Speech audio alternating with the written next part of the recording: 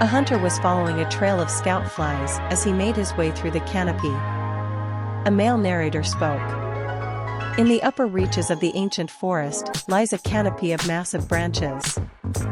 These are the literal foundations for all life that can be found here. Neo was struggling to stay awake as the narrator sounded like someone from one of Emerald's nature documentaries. Emerald lightly elbowed Neo in the side. "Come on, Neo. He's bound to get to the good stuff soon," she told the former mute. Neo groaned at this. "We're here to learn about a big, flying, fire-breathing dragon. Get to the good stuff, don't make me look at a bunch of trees, plants, and bugs," she complained. "It's called building suspense, Neo. The anticipation of what's to come. Didn't I teach you anything about showmanship?" Roman questioned, causing the former mute to roll her eyes. The hunter reached an area of the canopy that had a clear view of the skies. One might be forgiven that believing that these upper reaches are safe. Or at least, safer than the depths below them. The hunter was getting closer to the top of the canopy. At first sight, the most dangerous thing one can find is the occasional jaggrass or a pack of slow-moving vespoids. BYF continued. "Oh, gods. Giant bugs. Creepy, creepy, creepy." Summer cried out. Crow chuckled at this. "I guess the afterlife didn't cure that fear of bugs, short stack?" He chuckled. "Those jaggrass are quite striking in appearance. And their legs are uniquely underneath them, like odogerons. That could make them quite useful for fast-paced trackers or even as partners for police officers." Winter suggested. "You just want a bunch of dog lizards running around, don't you?" Adam questioned. "You can't prove that." Winter denied. We fade to later on during the hunter's journey as he reached another section of the canopy. However, one should treat this place with caution. For the greatest predators in this forest can be found not below, but above. The narrator warned. That gained everyone's attention, even the sleepy-eyed Neo was now wide awake. "Well, Neo. You wanted the good stuff, I believe this is it," Pyrrha told her. "That makes sense that a king sits at the highest place in the forest. On top of his jungle throne," John said dramatically, secretly wishing he could do that. "So be very careful venturing into the higher areas of forest regions." Fortunately, the Emerald Forest is not known for its high altitudes. Only the very outskirts of the forest have decent cliffs and caves where a Rathalos may live, Glinda said in relief. Razara winced at this. "Yeah, sorry. But Rathalos usually take at least a mile or two for their territory, so while it may nest just at the edge of the Emerald Forest, it will probably be patrolling the entire forest for food or intruders," she explained. The hunter had reached his target area and met his handler.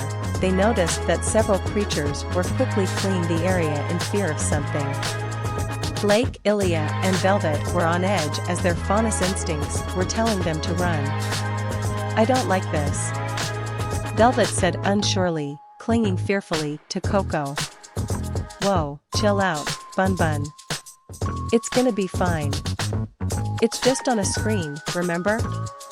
Coco told her. "What's wrong, Blake?" Weiss asked. "Something's coming. And it's definitely not friendly," Blake said in a mild panic. The reason for their fear was soon shown as a monster soon made its appearance as it roared and dove at the intruders to its territory. The hunter managed to save his handler before she looked up in fear as she recognized it immediately as the monster that was called the King of the Skies but was best known as one other name by the guild, and she spoke the monster's name. "A Rathalos," she declared. "Isn't that your brother's handler?" Ren asked. "Oh, she's from a big family of handlers who all look pretty similar. They're like the cops and nurses in Pope, oh, sorry, Pincherman," Teko explained. Well, that's convenient. But as long as every hunter properly has a handler as needed, I suppose there's no reason to complain. Winter stated. The Rathalos unleashed a fireball onto the intruders, but thankfully they survived only to be greeted with the terrifying sight of the Rathalos, a monstrous wyvern that had red and black scales, poisonous talons, and spikes on his wings and tail. The Rathalos tried to crush them, but they managed to dodge out of the way in time. Oh, my gods, it's so cool. A bit scary, but totally cool. Ruby cheered. I like the colors. And the spikes definitely make it look intimidating. Cinder said appreciatively. Whoa. That thing's edgy enough to make you look soft and cuddly. Roman taunted, lightly nudging Adam. Say that again and you'll die. Adam snapped, though he couldn't deny, he did have some jealousy towards the beast. Rathalos. The narrator spoke the name as though he were an old foe. The hunter dodged as the Rathalos tried to lunge at him and kill him. The hunter knew that it was time to flee and grabbed his handler before they immediately escaped to safety. Talk about out of the frying pan and into the fire, am I right? Young asked and joked. Ilya shuddered. That was too close for comfort. She said, to which some of the group nodded in agreement. Good thing that hunter thought and acted quickly. Summer said, running her hand through Ruby's hair. Another excellent lesson, students always have an escape plan. Glinda told them. The hunter later returned to observe this wyvern as the narrator continued. This is the king of the forest skies. An apex predator that can grow up to 22 meters in length, with a wingspan almost as wide. This carnivore reigns tyrannically over the forest and is capable of dispatching almost any creature that would oppose it. BYF declared. At that size, it's almost capable of dwarfing a bullhead. Penny said in amazement. Yeah, I can see why they call that thing a king. Emerald admitted fearfully. It might even require a flagship to drive one of those away. Ironwood said, clearly intimidated by the beast. You better have some crack shots, because Rathalos is pretty agile in the air. Tekko informed him. Rathalos and its female counterpart, the Rathian, are some of the most common flying wyverns across both the New and the Old World. They represent what many think of when we see a stereotypical dragon. The hunter carefully watched as the Rathalos was taking several drinks of water from a nearby pond. A fire-breathing airborne predator, much like those of legends. BYF said dramatically. Everyone looked at each other in worry as they remembered what Katana told them about the sleeping Grim dragon within Mount Glen. So, that Grim's only gonna wake up with a serious amount of negativity, right? Like the whole kingdom would have to be absolutely furious? Neo asked worriedly. That, or a direct order from Salem, assuming she remembers that the thing is still in there. Katana assured the former mute. Wait, Rathian is its female counterpart? As in Rathian is Rathalos' mate? Blake asked Katana. Well, every king needs a queen. Katana answered her. But here lies an important distinction between the two. Dragons have 6 limbs, namely 2 wings and 4 legs, whilst wyverns have only 4. The hunter was now observing a Rathalos and a Rathian from a safe distance. This classification is often the major difference between wyverns of all types and their elder dragon counterparts. The narrator explained. Hey, what about Kirin's? Those are elder dragons too. Nora said in defense of her partner Monster, hugging the lightning unicorn again. I'm sure he's getting to it soon, Nora. Pyrrha assured her. Yeah. Kirin is too important and amazing not to mention. Weiss added. Although more exotic elder dragon classifications such as the Kirin do still exist. BYF corrected himself. Nora nodded in appreciation that her partner/steed was given its recognition. See? All good things to those who wait, Ren told his girlfriend. I'm glad he remembered to give Kieran recognition, Velvet said happily. Well, like they were saying, it's pretty hard to forget a lightning pony, Coco reminded her. There is also a marked difference in the intelligence of these beasts. Elder dragons are sentient to the point where they will not attack or engage a hunter unless provoked. Having said that, you should not underestimate the intelligence of a Rathalos. They may not be as intelligent as an elder dragon, but they certainly have a bigger brain than the creatures that they prey on. BYF gave another warning. You know, I think I kind of prefer the Grim. It's easy when they're dumb, John said nervously. Yeah, but come on. Where's the fun in that, Vomit Boy? The Grim are a problem for normal people, but for us, they're fodder. We need a challenge every now and then, Yang said, getting a hearty yeah from most of the other students. Yep.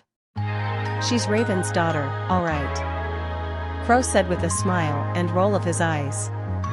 Rathalos and Rathian will often undertake turns rotating between defending their nests and patrolling their vast territory for food and water. As a result, Rathalos rarely spends much time in one place, moving quickly between zones to maintain a vigilant watch for all the resources that it might need and for any intruders that might enter its territory.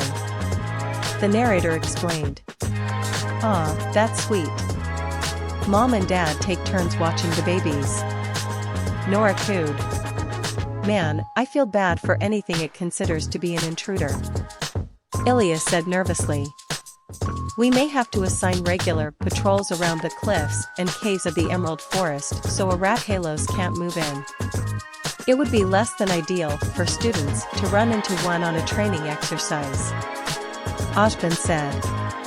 Oh, now you care about student safety on training missions? Hazel demanded. Katana rolled her eyes at this. Maybe you should have trained her better to make sure she wouldn't die on a simple training mission, she told the hulking man. Rathalos is the more airborne of the two wyverns and will hunt voraciously for food from the skies above. Having found its prey, it can leverage its massive wings to accelerate with incredible speed. The hunter observed as the Rathalos did just as the narrator described. One strike and the Aptonoth here is already dead, BYF announced as the Aptonoth was brought to its side, the life leaving its body. Poor thing, Velvet said sadly. At least it was quick and painless, Coco told her. That's simply how nature works. Predators must feed on prey to survive, Ren told them. Still, it never gets any easier to watch, Weiss said sadly. That means you have compassion, Weiss. It's a powerful thing, and essential for any person to call themselves human, Winter said. Whilst Rathalos in the New World have been seen to abandon a corpse to revultures and smaller jaggrass within only a few bites, reports of the Old World have seen Rathalos even carrying off their prey and doing so with quite some ease. Doing this, needless to say, allows them to consume undisturbed or even to feed their young. A testament to their prowess as a master of the air, the narrator declared. It can carry those big dinosaurs? They're at least twice the size of a cow, RWBY cried out. How wasteful. It kills a monster, only to take a few bites? That is incredibly selfish, Pyrrha said angrily. Well, at least the jaggrass and vultures are getting leftovers, Adam said. Even our world is like that. Lions often eat much of their prey, but still leave plenty meat on the bones, while vultures and hyenas eat everything that's left, bones included, Penny explained. The wing membrane of a Rathalos is likely a very thin layer of skin, stretched from its torso to the ends of its wing digits, allowing them to catch and ride warm updrafts of air in much the same way as a bird would. BYF explained as the hunter carefully followed the Rathalos as it marked its territory before sneaking around it to get a few samples of its poison from the gashes on the ground. "I always liked sailing around with my umbrella," Neo said proudly. "Totally. And I rocket over trees and everything with Ember Celica." Yang agreed. "I remember, once Ojban gave your mom and Crow the ability to turn into birds. Raven would always love to soar in the sky. It's like it set her free. At least at first," Summer said, although the memory turned sad at the end. The hunter now observed the Rathalos from the edge of its territory. When spotting a threat, a Rathalos can react in a variety of ways.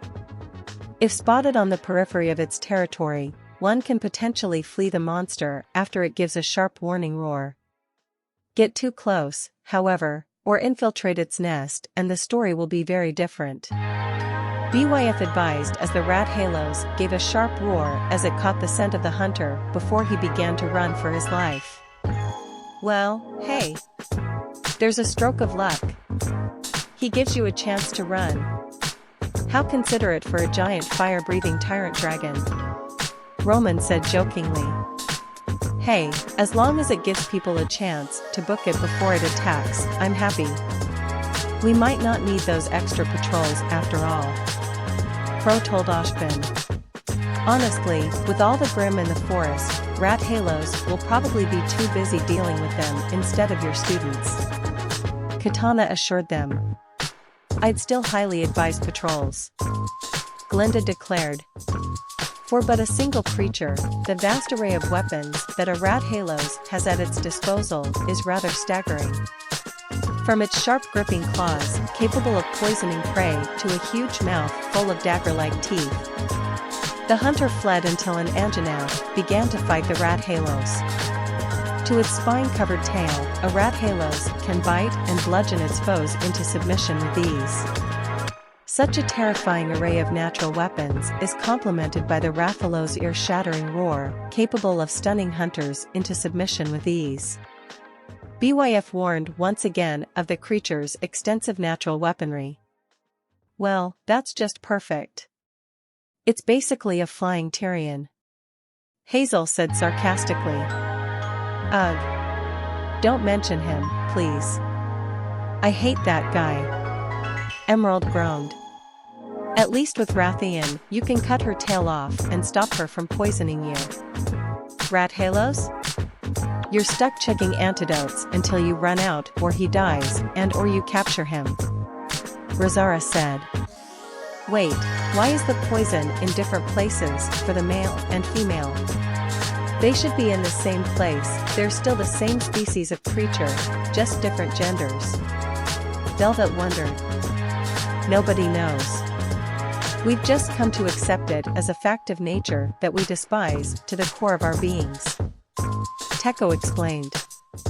A stunt hunter is often susceptible to the follow-up attacks of a Rathalos, be it a charge or a dive from above. The Rathalos was ignoring the Anjanath in favor of the intruder to its nest. But then this is why the Rathalos is so dangerous. Its mobility is paramount to its fighting style. They fly high into the air and can attack from a variety of different ways. But the most fearsome weapon of this flying monster is really its fire," the narrator declared. "Oh, great. It'd be like fighting that giant Nevermore all over again. Because I really want to go through that pain in the butt fight again," Yang groaned.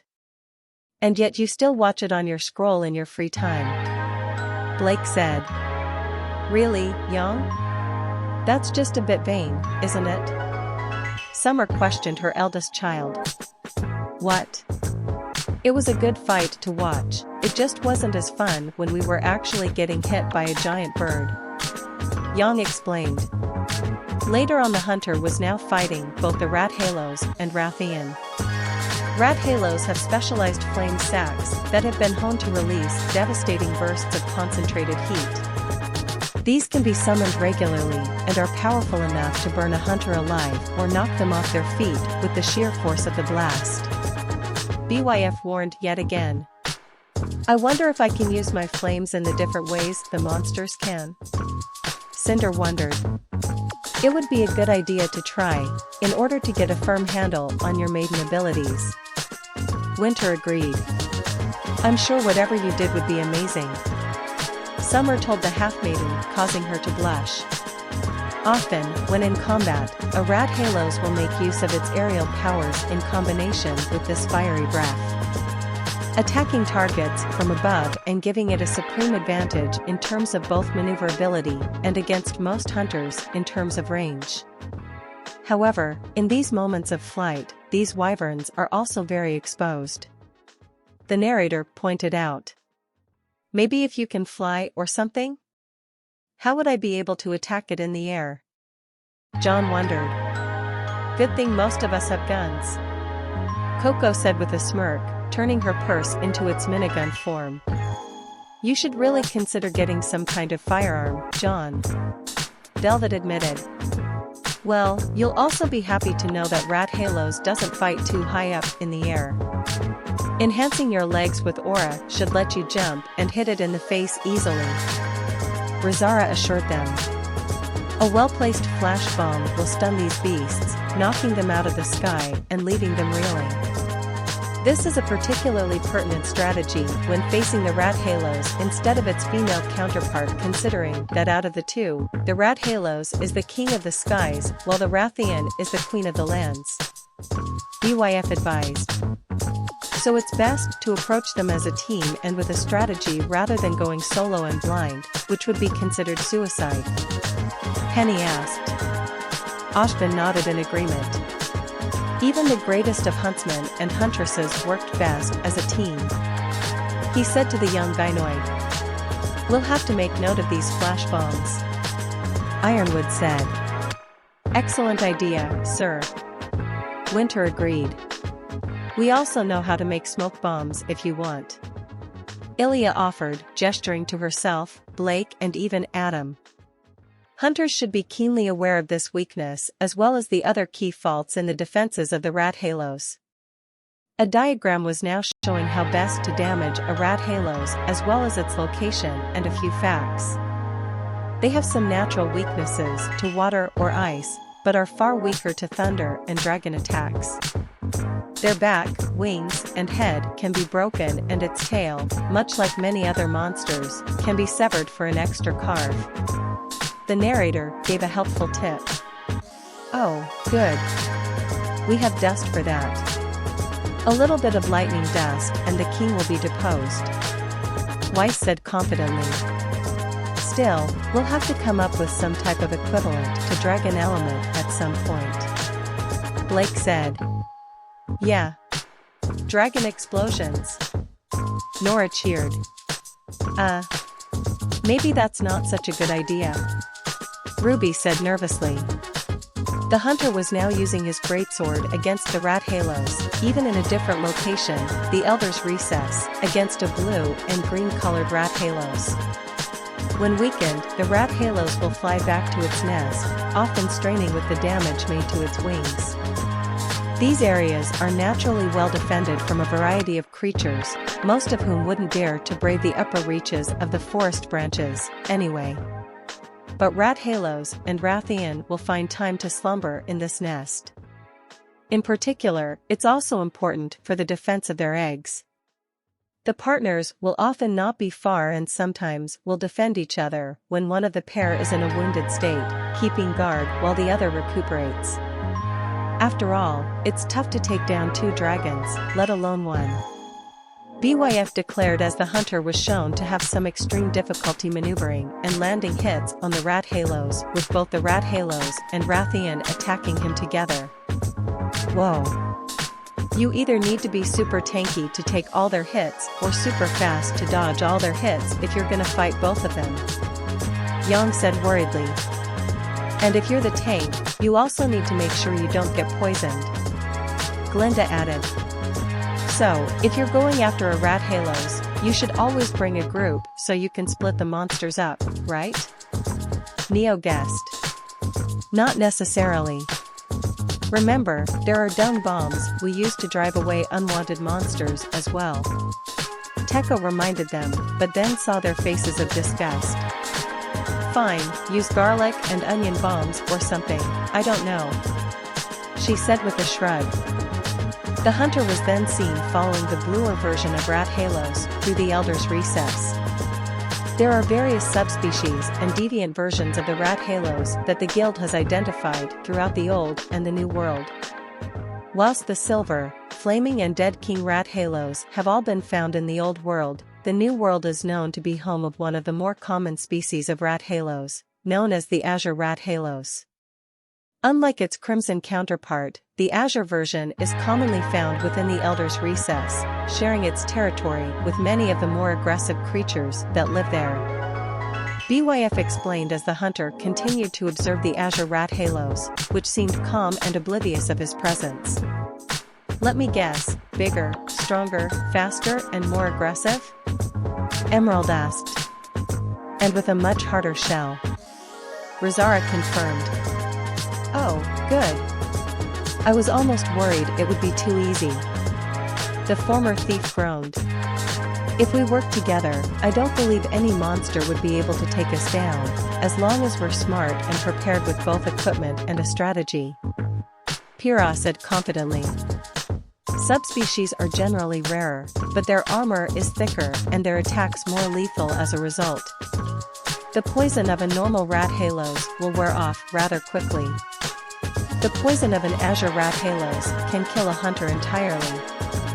The narrator warned as the Rathalos now seem to be in combat mode, in the air and roaring at the hunter. Correction, that's a flying Tyrian.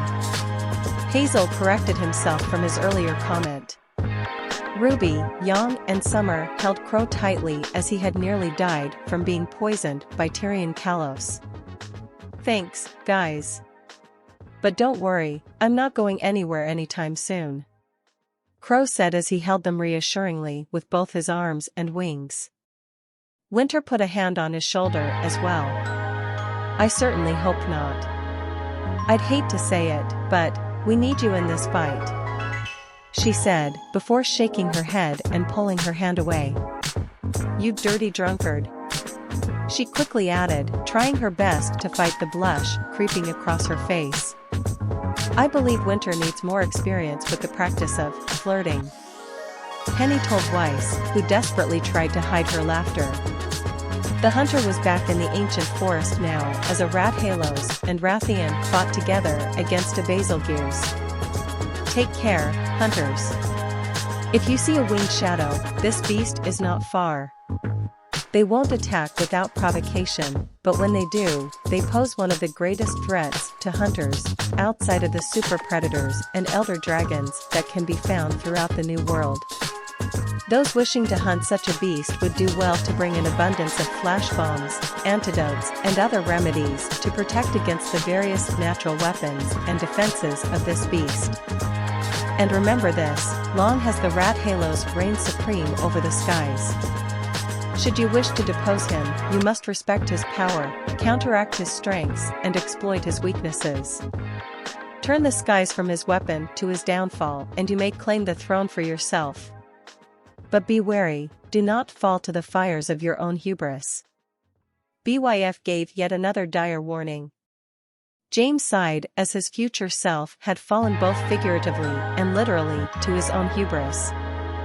He looked up at Ojban when the immortal put a reassuring hand on his shoulder and gave the general a small smile of understanding. That was a different Ironwood who fell from grace, James. You are still the same stalwart ally you've always been, he assured the general. Thank you, Oz. I'll do my best to make sure I never sink that low again. And I'll extend Atlas advances and technology to the other kingdoms that need it instead of thinking only of Atlas. The general promised. RWBY hugged Cinder reassuringly and kissed her cheek as she had a feeling that her girlfriend was thinking of her own future self. You're no longer going to be that monster, Cinder. Not if I have anything to say about it. RWBY said to her girlfriend. My hero. Cinder said with a light blush before kissing RWBY softly and thanks, which got the young Reaper blushing as bad as her namesake. Cinder held Ruby protectively in her arms. Rathalos is not the greatest enemy you shall face. There are darker shadows still on the horizon. And they bring with them a mastery of the wind itself.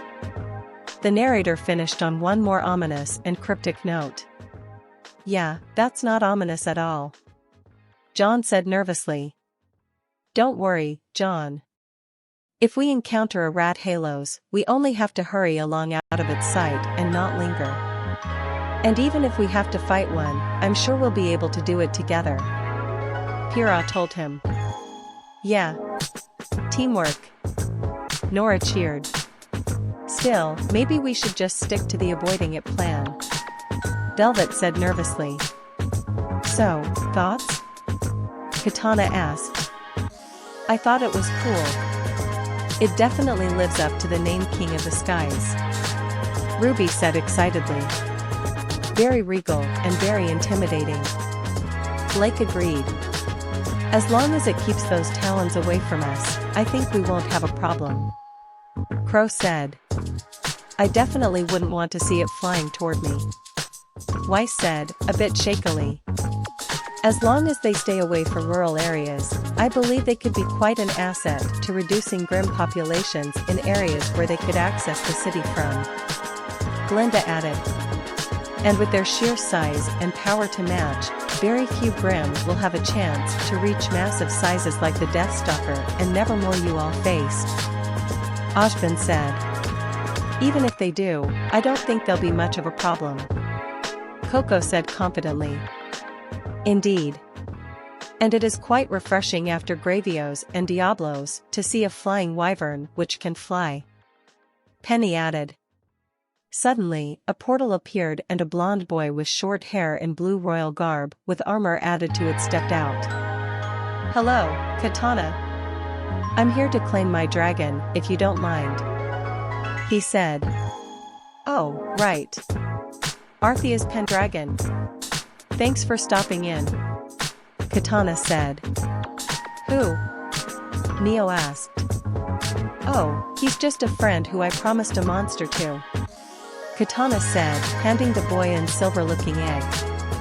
Soon enough, the egg cracked and exploded open, revealing a baby silver Rathalos.